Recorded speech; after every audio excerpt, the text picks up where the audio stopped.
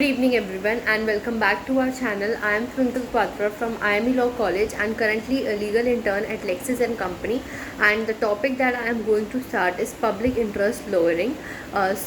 Basically what is public interest lowering? It means that it is a concept of legal practice undertaken to help poor or marginally backward people, or to bring a social change in the society, or if there is any thing that is affecting public interest, that thing have to be changed, then the concept of public interest lowering is has been involved.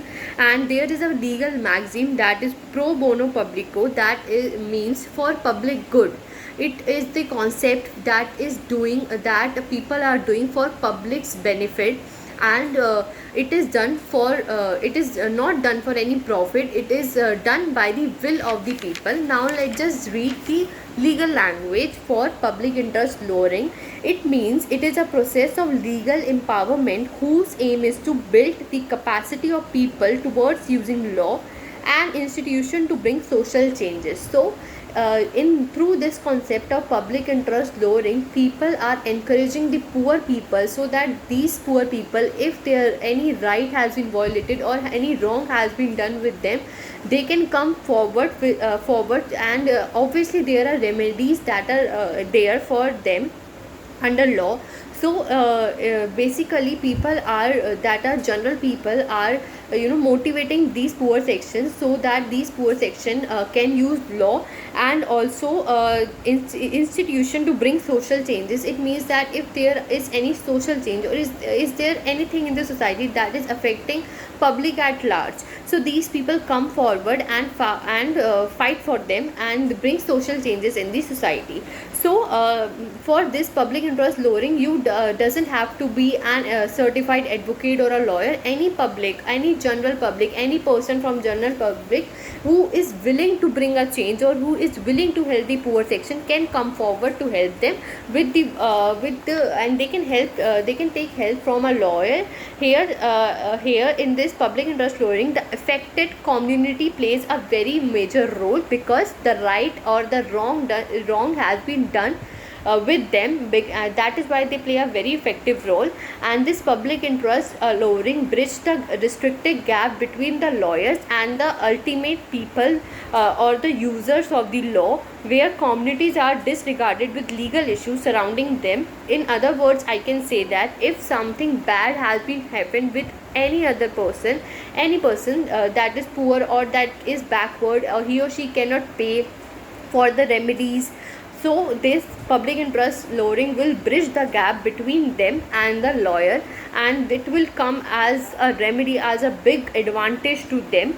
And in today's time, we have seen that poor people are getting to know their rights, their the laws, and they take active participation. But nowadays also there are some people that don't take active participation, and they don't care that if something wrong is happening with them, they just live with that wrong. But public interest lowering is a concept for them only. They can come forward, they can take help from any general public, and any people from general public can come forward to help them.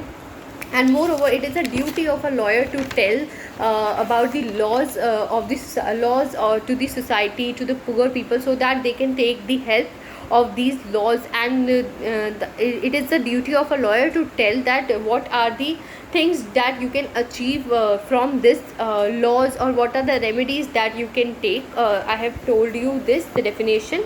Now I have told you this as well, that anybody can be a public interest lowering or a social cause lawyer.